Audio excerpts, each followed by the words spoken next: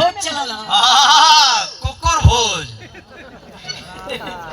बहुत भोज बा लेकिन यहाँ बहु भोज के शुभ अवसर पर हम सब भाई यहाँ उपस्थित हुए वर वधू को आशीर्वाद देने के लिए आप लोग आए हैं। आप लोगन का आशीर्वाद लगे। जैसे गंगा जमुना का पानी बढ़ेला वैसे दुल्हा दुल्हन का जिंदगानी बढ़े। ये दुल्हा दुल्हन के जिंदगी में कोनो प्रकार का कभी दुख न आवे। हम तो यह निवेदन करब कि झटके में दोनों जने के बीच में बिक्की भैया के तीसरा आ जाए। वो कौने गांव से? अब इनकी हम क्या बताई, गांव से ना ये पागल रहा।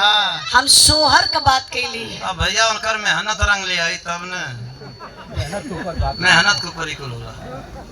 मालिक का दोस्त बहुत अपनी जगह यो सही होगा, जरूरी भी बात। देखिए बड़े खुशी की बात है, बताया जाता कोई कलाकार अच्छा गाता नहीं है।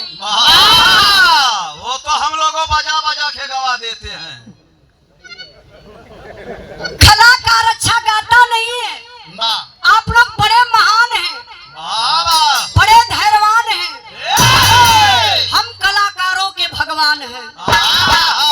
जो हम कलाकारों से आप लोग अच्छा से अच्छा गवाने का काम करते हैं।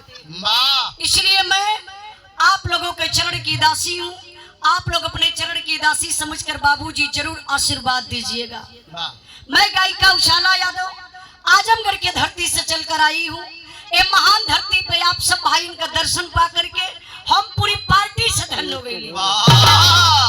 हम लोग नाराज हो गए हुए का कुछ खाला का। अरे भाई अपना है पार्टियां खाली कहा तू। इनका सोच अच्छी बा, कालेला की सबकर भला हो करे पीछे अपन भला हो। बिरहा के बड़े अच्छे कलाकार हमारे बड़े भैया राहुल यादव जी गाजीपुर की धरती से चलकर आप आए हैं। आपके पार्टी हमार पार्टी, हम कलाकारों से कुछ गाने बजाने में, कुछ गावे बजावे बोले बतियावे में कोनो भी प्रकार का गलती हो जाए तो ढेरा खींच खींच मारे शुरू करे। अरे आप लोग इनके कहला पर जो नहीं है अपन काम शुरू कर दिया। अरे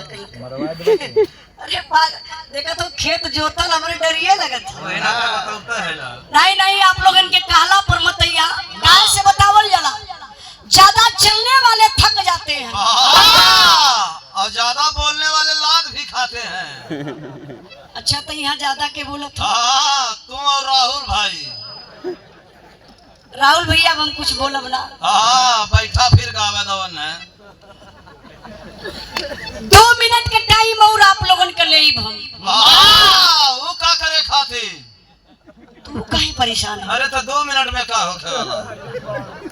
हम आप लोगन के वहां लेके चलबे जहाँ मशीन में गड़बड़ी भइल है। अब इनका नेटवर्क पकड़ ला ले। हम आप लोगन के वहां लेके चलबे जो दुनिया की मालकिन है, जिन्हें जगत जननी के नाम से जाना जाता है।